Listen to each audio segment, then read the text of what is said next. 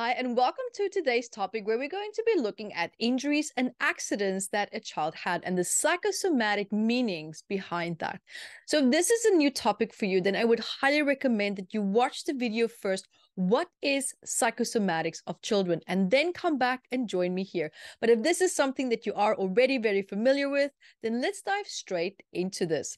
So first of all, when we have an injury or an accident, normally what happens is there's something within us that causes us to feel a little bit off balance or maybe a little bit vulnerable. We were not as focused as what we probably should have been to have helped to avoid an injury or an accident.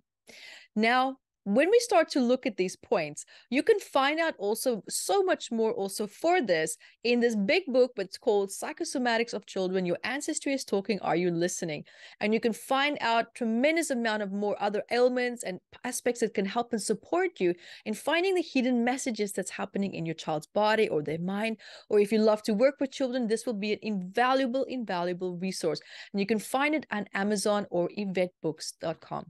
So let's have a look here at injury and accident and the psychosomatics. So first of all, we know now that we're dealing with emotional disorientation.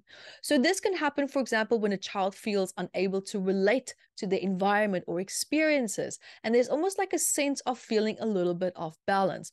And this often also indicates emotional disorientation. Now, this emotional disorientation can manifest, for example, like feelings as confusion, instability, unease, and so much more. It's almost as if though something has disrupted their emotional equilibrium. Now we're also looking at pre-existing emotional states. Now, this means that, for example, that they already could have been struggling with being emotionally disorientated before maybe an accident took place. So this is when they maybe were grappling with certain emotional challenges. Maybe they had an argument with the parents the day before. Maybe there was an argument at school. Maybe there was an argument maybe with bullies. Whatever the reason could be, something has disrupted their ability to stay focused. And it doesn't always have to be in that moment. It could be something that happened the day before even, and it's been heavily weighing on their mind as well.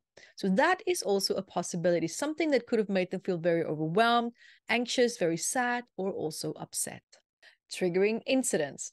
Now, there's also usually an identifiable trigger or incident that exasperated the child's emotional state and contributed to them feeling perhaps a little bit off balance and loss of focus. Now, this trigger can also be an upsetting event, maybe a difficult situation or interaction with specific individuals. And it's very important to note that this incident clearly had a significant impact on the child, leading to persistent feelings of upset, worry, disappointment, or sadness. Sometimes these feelings that they have, they might not necessarily even be conscious of it. Maybe they've swept it under the rug, but it doesn't mean that the inner world found its stability again. Maybe they still felt very vulnerable, but they were distracted by doing something else. Prolonged imbalance.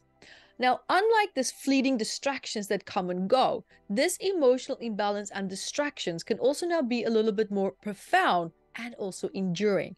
Now, the child's emotional state remains very unsettled and also disruptive, which can now mean that perhaps the child needs to vent on something, something needs to come out, something needs to be expressed, something needs to come or at least happen to help them to bring their emotional state back into balance. And this is not because of the injury or the accident, it's prior to it.